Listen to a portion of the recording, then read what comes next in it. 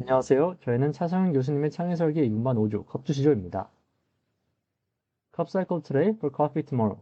지속 가능한 커피 소비 문화를 위해 오늘 컵 사이클한다. 이것이 바로 저희 컵투시조의 핵심 가치입니다. 제품 선정 과정, 제품 설명, 작동 방식, 유사 특허 조사, 시장 수요 환경적 연화 순으로 발표드리겠습니다. 역사적으로 가장 혁신적인 제품들은 인간 중심적 창조 과정으로부터 나왔습니다. 저희는 아이디어 발상 단계부터 각 조원의 평소 취미와 관심사를 공유했고 각자 흥미를 가진 분야에서부터 시작했습니다. 저희는 매주 금요일 4시간가량씩 학교에 모여서 회의를 가졌습니다. 조원들과 친해진 후엔 아이디어들이 좀 더 자유롭게 나왔고 서스럼 없이 서로에게 피드백을 줄 수 있었습니다. 제품 브레인스토밍을 하는 동안 나온 아이디어를 정리해보니 72개의 제품 아이디어가 총 나왔습니다. 수많은 아이디어들 중 가장 깊고 오래 논의한 아이디어 7개를 모았습니다. 카페 플라스틱 컵 재활용 처리 기계, 전동 및 원격 치아 교정 장치, 시각장애인 길 안내 바퀴 지팡이, 커튼 자동 8개 장치, 풍력 발전기 방향 최적화 장치, 신발 자동화 세척기, 여객기 이코노미석 침대화 장치가 있었습니다. 7개 제품에서 최종 후보를 좀 더 객관적으로 추리기 위해 상업성, 제작 난이도, 독창성, 가격 대비 만족도, 양산 가능성의 5가지 평가 기준을 생각했습니다. 다음은 수업 시간에 학습한 웨이를 쌓이는 메서드로 각 평가 항목에 대한 조원들이 생각하는 중요도를 계산한 도표입니다. 디시즌 매트릭스를 사용한 결과 위와 같은 세 아이디어를 추렸습니다. 이후 여러 세부 조건들을 비교한 결과 카페컵 재활용 처리 기계를 선택했습니다. 커피의 민족이라도 과인이 아닌 저희들은 오늘도 하루 평균 1.3잔의 커피를 섭취하고 있습니다. 그러나 테이크아웃 컵의 95%는 재활용이 되지 않습니다. 바로 유색 프린터로 인쇄된 로고와 라벨 때문인데요. 재활용 시에는 투명 플라스틱만 가능합니다. 로고를 음영으로 새기면 해결되는 문제이지만 브랜드 차별화를 위해 수십 년간 유색 로고 프린트는 계속 이어져 왔습니다.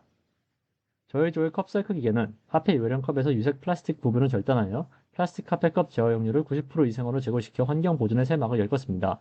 유동인구가 많은 대중교통 승하차장, 지하철 역사 내부 등에 배치하여 사용자 접근을 원활히 할 계획입니다. 3월 20일 금요일 주간 정기 모함에서 제품을 최종 선정했고 메커니즘 구현을 위해 스케징을 시작했습니다.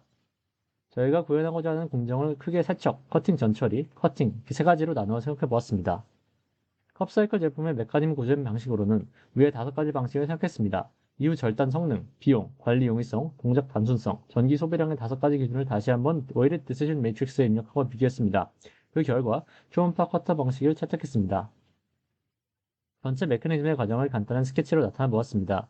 다음과 같이 투입된 컵을 세척 후 건조하는 1단계, 조도 센서를 이용하여 플라스틱 컵 외부의 프린팅을 인식하고 적용하는 2단계, 최종적으로는 컵을 수거하는 3단계로 구성됩니다.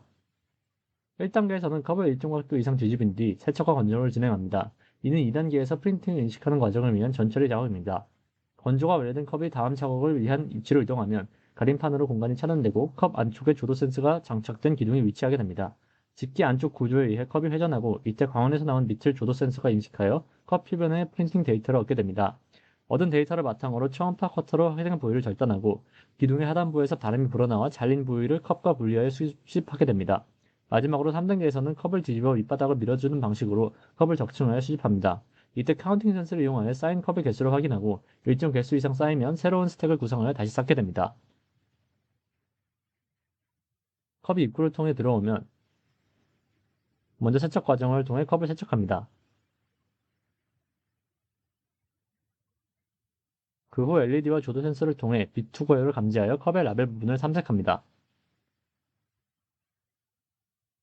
그 후에는 초음파 컬을 이용하여 라벨 부분을 제거합니다.